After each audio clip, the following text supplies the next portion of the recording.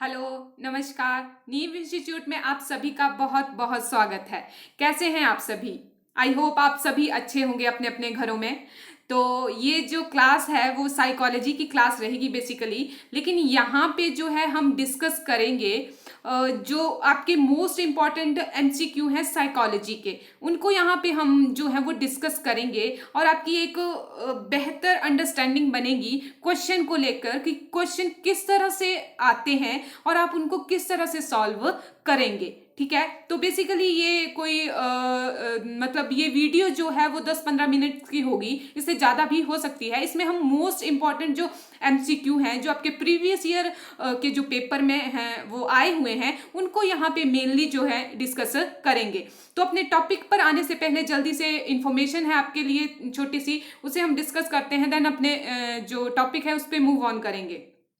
यहाँ स्लाइड पे आपको दिख रहा होगा मिशन एचपीएसएससी। एचपीएसएससी का मतलब है जितने भी एग्जाम आपके एचपीएसएससी के अंडर आते हैं, एचपी टेट, टीजीटी कमीशन, पटवारी, पुलिस और क्लर्क का, मेनली नीव इंस्टीट्यूट इन सभी एग्जाम को जो है वो टारगेट करता है। आप सभी जानते हो कि अभी जो है मेनली वो कौन सा बैच जो है वो चलाया जा रहा है, वो चलाया जा रहा है एचपी टेट का। एचपी टेट मेडिकल के लिए, नॉन मेडिकल के लिए और आर्ट्स के लिए। मैं उन बच्चों को बता दूं जिन्होंने अभी तक इस जो बैच को ज्वाइन नहीं किया है, उन्हें क्या करना है, उन्हें गूगल प्ले स्टोर पे जाके, जो आपको यहाँ पे आइकन दिख रहा है ये गूगल प्ले स्टोर है, यहाँ पे जाके आपको नीव इंस्टीट्यूट को सर्च करना है और उसकी जो एप्लीकेशन है उसको इंस्टॉल करना है। इंस्टॉल करने के बाद जो है आपको यहाँ दिए गए नंबर 9459802085 पर कॉल करनी है। इसके बाद क्या होगा कि आपको जो है वो बैच में एनरोल कर लिया जाएगा। नेक्स्ट हम बात करते हैं कि आप सिर्फ नीव इंस्टीट्यूट को ही क्यों ज्वाइन करें, इसके ज्वाइन करने के क्या क्या बेनिफिट्स हैं आपको। तो सबसे जो मेन इंपॉर्टेंट बेनिफिट है यहाँ पे कि आपको 1 वीक का जो है वो डेमो यहाँ पे जो है वो फ्री दिया जाएगा। यानी कोर्स जो है वो परचेज करने से पहले यहाँ पे आपको 1 वीक का डेमो जो है वो बिल्कुल फ्री दिया जाएगा। अगर आप सेटिस्फाइड होंगे तभी आप इस कोर्स को परचेज करेंगे, अदरवाइज आप इस कोर्स को परचेज नहीं करेंगे। नेक्स्ट हम बात करते हैं, यहाँ पे डेली क्लासेस ली जाती हैं, वीकली टेस्ट होते हैं और डाउट सेशन भी यहाँ पे लिए जाते हैं। मेनली जो मेन इंपॉर्टेंट बात है वो बात है यहाँ पे 20% डिस्काउंट फॉर बीपीएल स्टूडेंट। कितना? 20% डिस्काउंट जो है वो यहाँ बीपीएल स्टूडेंट के लिए दिया जाएगा। अब ये 20% किस में से होगा? जो हमारी बैच की फीस है, और वो फीस है हमारी 1999। यानी 1999 में जो है वो आपको ये पूरा बैच यहाँ पे देखने को मिलेगा। और बीपीएल स्टूडेंट, वो बच्चे जिनकी थोड़ी आर्थिक स्थिति जो है वो ठीक नहीं होती है, उनके लिए यहाँ बहुत अच्छी अपॉर्चुनिटी है कि यहाँ पे 20% जो है वो लेस कर दिया जाएगा उन बच्चों के लिए। ठीक है, तो ये तो बात थी कोर्स के बारे में, आपको कोर्स परचेज कैसे करना है, ये सारी बातें होगी। अब नेक्स्ट जो है हम अपनी स्लाइड पे जो हमारा आज का ये कुछ इंफॉर्मेशन है मेरे बारे में। नेक्स्ट हम बात करते हैं जो आज का हमारा मेन टॉपिक है, एमसीक्यू को डिस्कस करना एक अच्छे तरीके से, ताकि आप जो इससे रिलेटेड भी कोई और क्वेश्चन आएगा तो आप उसको भी सॉल्व कर पाएंगे। ठीक है, तो फर्स्ट क्वेश्चन यहाँ पे आपको दिख रहा होगा। क्या क्वेश्चन है यहाँ पे? व्यवहार में परिवर्तन को सीखना कहते हैं जो कि अपेक्षाकृत डैश होते हैं। ठीक है, मतलब कि ऑप्शन है यहाँ पे स्थायी, अस्थाई, विपरीत या शीघ्र। यानी कि व्यवहार में परिवर्तन को सीखना, अब ये सीखना है। सीखना मतलब जो हमारे पास जो बिहेवियर है उसको क्या करते हैं हम, लर्न कर रहे हैं यहाँ पे। मतलब जो भी एक्सपीरियंस के बेस पे या फिर अपने जो हम एक्वायर करते हैं, जो हम सीखते हैं, उसके बेस पे जो हमें नॉलेज मिलता है, उसके बेस पे क्या होता है, हमारा जो व्यवहार है वो क्या, उसमें परिवर्तन होता है, उसमें परिवर्तन होता है। और ये जो परिवर्तन होता है, जो हमने सीखा है, जो हमने ग्रहण किया है, उसकी वजह से व्यवहार में जो परिवर्तन होता है वो स्थायी होता है। स्थायी यानी कि वो परमानेंट होता है। ठीक है, तो इस ऑप्शन से, इस क्वेश्चन से आपको समझ आया होगा कि इसका जो सही है वो क्या है।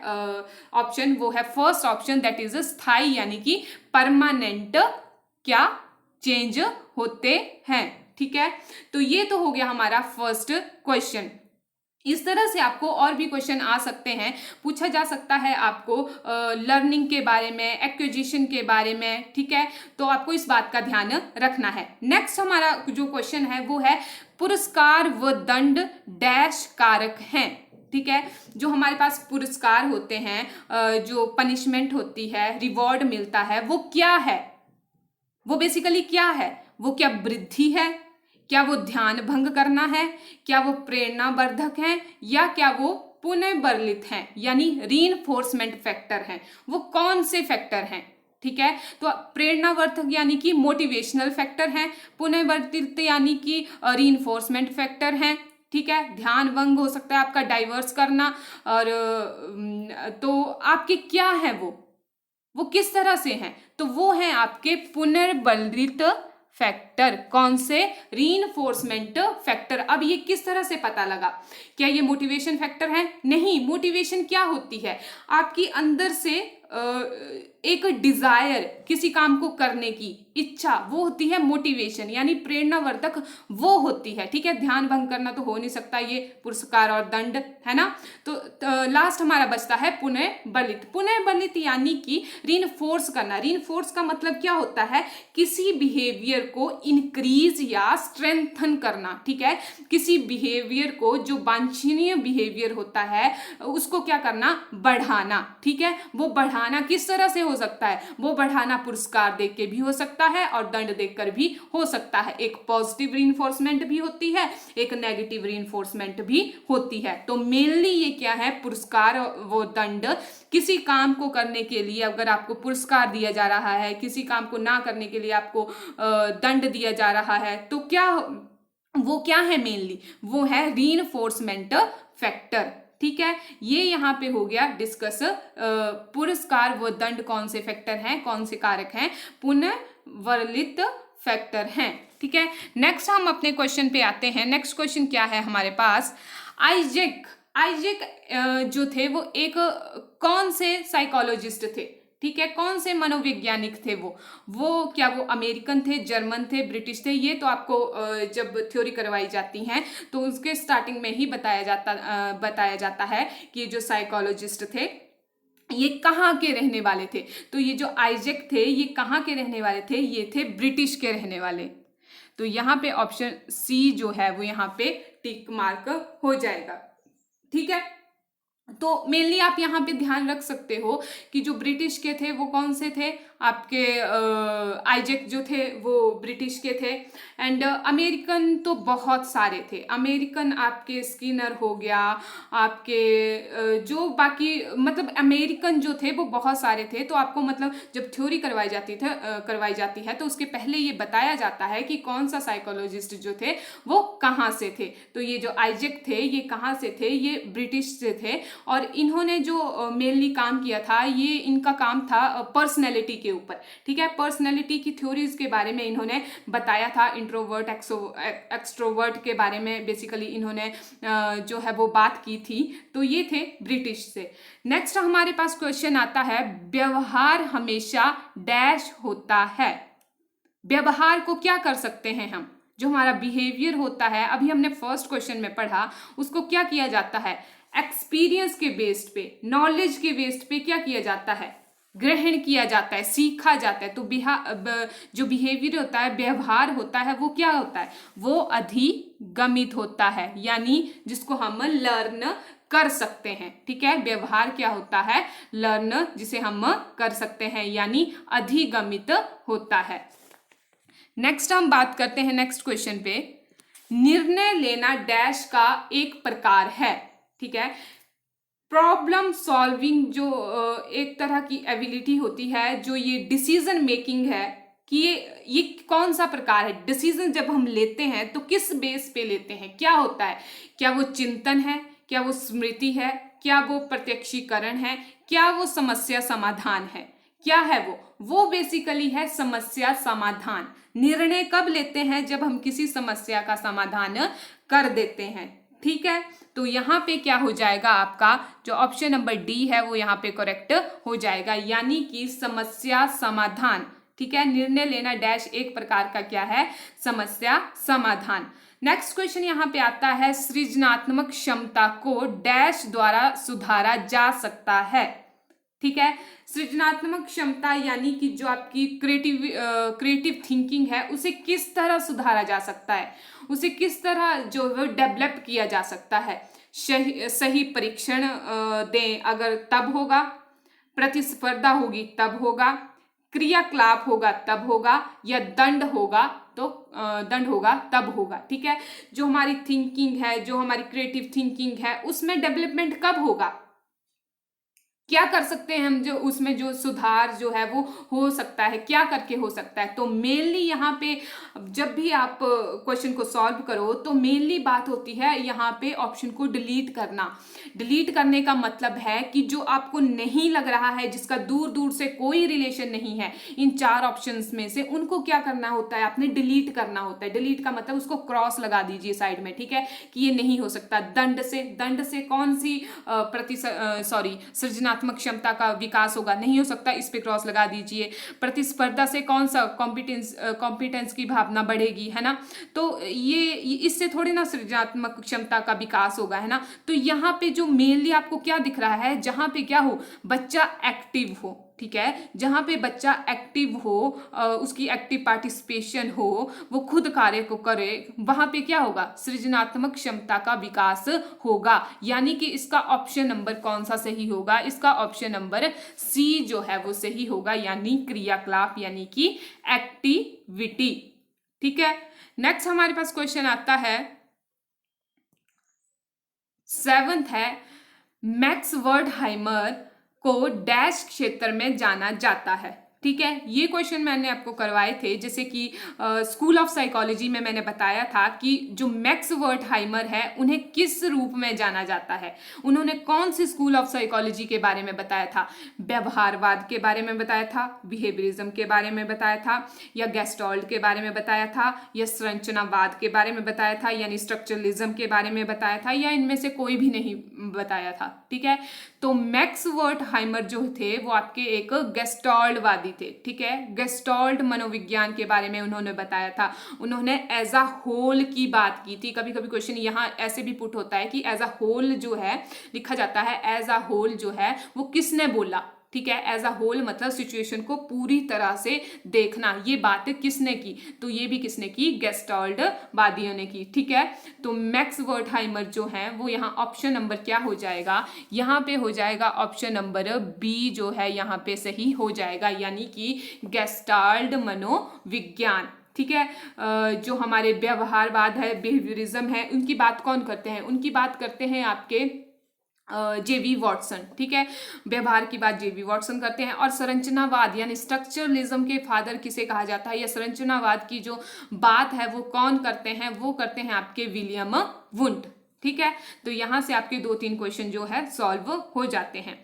नेक्स्ट है, साइकी का अर्थ और लोगस का अर्थ है ज्ञान। तो साइकी का अर्थ क्या है, जब साइकोलॉजी की क्लास स्टार्ट हुई थी तब मैंने बताया था कि स्टार्टिंग में साइकी का अर्थ क्या था, बोला गया था आत्मा। साइकी का अर्थ जो था यहाँ पे लिया गया था आत्मा से। ठीक है, आत्मा का ज्ञान होना ही क्या कहलाया गया था, साइकी या साइकोलॉजी जो है वो कहलाया गया था। ठीक है, तो ये तो आगे हमारे पास 8 क्वेश्चन यहाँ पे हमने सॉल्व कर लिए। नेक्स्ट थोड़े से क्वेश्चन बचते हैं, उन्हें भी अब हम सॉल्व कर लेते हैं। नेक्स्ट क्वेश्चन है, मनोविज्ञान की विषय वस्तु क्या है। मनोविज्ञान की विषय वस्तु क्या है। विषय वस्तु का क्या मतलब है कि मनोविज्ञान को हम किससे कंसिडर करते हैं, कि मनोविज्ञान से हम क्या समझते हैं। क्या वो समाजीकरण की प्रक्रिया है, सोशलाइजेशन की प्रक्रिया है, प्रत्यक्षीकरण की प्रक्रिया है, परसेप्शन की प्रक्रिया है, या विकास है, डेवलपमेंट है, या व्यवहार का विज्ञान है। तो वो क्या है, साइंस ऑफ बिहेवियर। क्या साइकोलॉजी को क्या माना गया है, साइंस ऑफ बिहेवियर। ठीक है, या तो फिर स्टडी ऑफ बिहेवियर। तो इसका जो ऑप्शन नंबर कौन सा, डी जो है यहाँ पे ठीक हो जाएगा। ठीक है, क्वेश्चन नंबर 10 है यहाँ पे, फ्राइड ने कौन से संप्रदाय की स्थापना की। Sigmund Freud. देखो यहाँ पे स्कूल ऑफ साइकोलॉजी से 2 क्वेश्चन आगे हैं, तो स्कूल ऑफ साइकोलॉजी पढ़ना जो है वो इम्पोर्टेंट है। क्या है यहाँ पे क्वेश्चन, फ्राइड ने कौन से संप्रदाय की स्थापना की, यानी कौन से स्कूल ऑफ साइकोलॉजी की जो है वो फ्राइड ने स्थापना की। ठीक है, नव व्यवहारवाद ऐसा कोई स्कूल हमने नहीं पढ़ा, मनोविश्लेषण या नव मनोविश्लेषण या इनमें से कोई भी नहीं। तो नव वाले तो हमने नहीं पढ़े थे। ठीक है, व्यवहारवाद हो सकता है, मनोविश्लेषण हो सकता है। ठीक है, लेकिन मनोविश्लेषण यहाँ पे दिया हुआ है तो ऑप्शन बी जो है यहाँ पे सही हो जाएगा। तो सिगमंड फ्रॉइड ने कौन से संप्रदाय की स्थापना की थी, उन्होंने की थी मनोविश्लेषण की। किसकी, मनोविश्लेषण की, ना व्यवहारवाद की ना नव मनोविश्लेषण की थी। ठीक है, तो यहाँ पे हो गए हमारे 10 क्वेश्चन कवर अप। नेक्स्ट हम देखते हैं, नेक्स्ट है क्वेश्चन नंबर 11, आनुवंशिकता जीन्स में पाई जाती है जो कि डैश से मिलती है। जो ये हेरिडिटी होती है वो किसमें, जीन्स में पाई जाती है। ठीक है, ये पता है आपको जब मैंने हेरिडिटी और इन्वायरमेंट का चैप्टर आपको पढ़ाया था। ठीक है, तो वो किससे मिलती है, क्या वो सिर्फ माता से मिलती है, क्या सिर्फ पिता से मिलती है, या कि सिर्फ दादा से मिलती है, या सिर्फ माता पिता से मिलती है। ठीक है, तो ऑप्शन नंबर कौन सा होगा, अकेले अकेले तो किसी से नहीं मिलेगी हमें जीन्स जो है, हेरिडिटी जो है। ठीक है, हेरिडिटी बेसिकली क्या, जो हमें जीन्स मिलते हैं, जो गुण हमें अपने पेरेंट्स से मिलते हैं। ठीक है, पिता को हो सकता है दादा से मिली हो, ठीक है, दादा दादी से मिली हो, है ना, लेकिन हमें किससे मिली है, माता पिता से, यानी कि यहाँ पे ऑप्शन नंबर डी जो है वो सही हो जाएगा, यानी कि माता पिता से। नेक्स्ट है हमारे पास क्वेश्चन नंबर 12, प्रत्यक्षीकरण संवेदना तथा डैश के योग से बनते हैं। जो हम परसीव करते हैं, चीजों को देख के जो इंफॉर्मेशन हम ग्रहण करते हैं, जो हमारे माइंड में इंफॉर्मेशन आती है, वो किसकी वजह से बनती है। ठीक है, वो किसकी, किन किन के योग से बनती है। एक लिखा है यहाँ संवेदना, संवेदना का मतलब है सेंसेस के थ्रू जो हम चीजों को ग्रहण करते हैं। ठीक है, सेंसेस और क्या होता है साथ में, और किसकी वजह से जो है वो परसेप्शन हम क्रिएट किया, जिससे परसीव करते हैं हम चीजों को। एक तो होगी सेंसेस, दूसरी यहाँ पे मोस्ट इंपॉर्टेंट बात होती है स्मृति।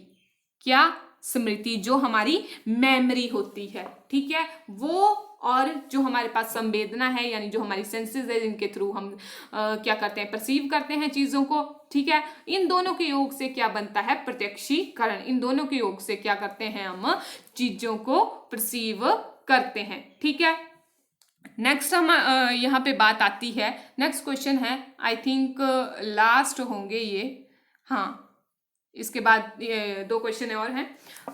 13 क्वेश्चन है, जो आत्म सिद्धि का सिद्धांत था, जो आत्म सिद्धि का सिद्धांत था वो किसके द्वारा प्रतिपादित किया। ये किसकी बात कर रहे हैं, ये बात कर रहे हैं सेल्फ एक्चुअलाइजेशन थ्योरी की। ठीक है, जो किसके द्वारा दी गई थी, वो दी गई थी आपकी अब्राहम मैस्लो के द्वारा। किसके द्वारा दी गई थी, अब्राहम मैस्लो के द्वारा, यानी कि यहाँ पे ऑप्शन नंबर कौन सा हो जाएगा, सी जो है वो यहाँ पे सही हो जाएगा। ठीक है, आपके जो ये जुंग है, कार्ल जुंग या जंग बोलिए, इन्होंने कौन सी थ्योरी दी थी, इन्होंने दी थी पर्सनैलिटी की थ्योरी। ठीक है, पर्सनैलिटी की थ्योरी में हम अभी डिस्कस करेंगे इसे। साथ में जो मुर्रे हैं, मुर्रे मॉर्गन, इन्होंने जो थ्योरी दी थी, इन्होंने जो पर्सनैलिटी के टेस्ट हैं उनके बारे में बताया था। ठीक है, पर्सनैलिटी के जैसे इंटेलिजेंस के टेस्ट हमने पढ़े, उसी तरह से पर्सनैलिटी के भी टेस्ट हैं। ठीक है, उनके बारे में अभी जब हम पर्सनैलिटी का टॉपिक करेंगे तब हम अच्छे से डिस्कस जो है वो इनको करेंगे। ठीक है, इन्होंने टैट करके जो है थीमेटिक एप्रिसिएशन टेस्ट जो है वो इन्होंने दिया था। ठीक है, इनके बारे में इन्होंने बताया था। तो क्वेश्चन नंबर 13 का जो सही आंसर है वो क्या हो जाएगा, ऑप्शन नंबर सी, यानी कि मैस्लो। नेक्स्ट क्वेश्चन नंबर 14 है, दोनों एक्स एंड वाई गुणसूत्र पाए जाते हैं। ये जो क्रोमोसोम होते हैं कौन कौन से, ये जो एक्स और वाई होते हैं, ये किस में पाए जाते हैं। जब मैंने हेरिडिटी और एनवायरनमेंट का चैप्टर पढ़ाया था तब मैंने बताया था कि एक्स एक्स किस में पाए जाते हैं और एक्स वाई किस में पाए जाते हैं। तो आपको पता होना चाहिए कि जो एक्स वाई है वो पाए जाते हैं पुरुष कोशिकाओं में, और स्त्रियों में कौन से पाए जाते हैं, एक्स एक्स जो है वो स्त्रियों में पाए जाते हैं। ठीक है, नेक्स्ट हम बात करते हैं, जो लास्ट क्वेश्चन है, जीन्स डैश में कार्य करते हैं। जो ये जीन्स हैं वो किस रूप में कार्य करते हैं, क्या वो अकेले होते हैं, क्या वो समूह में होते हैं, क्या वो जोड़े में होते हैं, या इनमें से कोई भी नहीं। तो जीन्स जो होते हैं वो समूह में होते हैं, ठीक है। जो क्रोमोसोम होते हैं वो होते हैं किसमें, पेयर में, यानी जोड़े में, वो होते हैं क्रोमोसोम। और जीन्स जो होते हैं वो समूह में होते हैं। एक ह्यूमन की बॉडी में पर्टिकुलर सेल में 10 से 20 हजार जीन्स पाए जाते हैं, ठीक है। तो जीन्स क्या होते हैं, एक ग्रुप में होते हैं, लेकिन जो क्रोमोसोम होते हैं वो होते हैं जोड़े में, ठीक है। तो इसका जो सही आंसर है वो हो जाएगा ऑप्शन नंबर बी, ठीक है। यहां तक जो है वो हमने डिस्कस कर लिए अपने जो 14 MCQ थे। आई होप इनसे रिलेटेड जो भी क्वेश्चन आएंगे आपकी जो अंडरस्टैंडिंग होगी एक बनी होगी आपकी कि क्वेश्चन को कैसे सॉल्व करना है। मैंने आपको बताया कि जब आप क्वेश्चन पढ़ते हो तो क्या करना है, आपको सबसे पहले डिलीट करने की कोशिश करनी है क्वेश्चन के जो वो ऑप्शन है जिनका लिंक जरा भी नहीं है क्वेश्चन के साथ, ठीक है। इसे एक मतलब आपको ईजी वे मिल जाता है क्वेश्चन पे सही जो ऑप्शन है उसको चूज करने में, ठीक है। तो यहां तक तो थे हमारे 15 क्वेश्चन जिनको हमने अच्छे से डिस्कस कर लिया। नेक्स्ट वीडियो में या तो हम थ्योरीज के साथ आएंगे या इसी जो ये सीरीज है इसको हम आगे बढ़ाएंगे। तो तब तक के लिए thank you, have a nice day.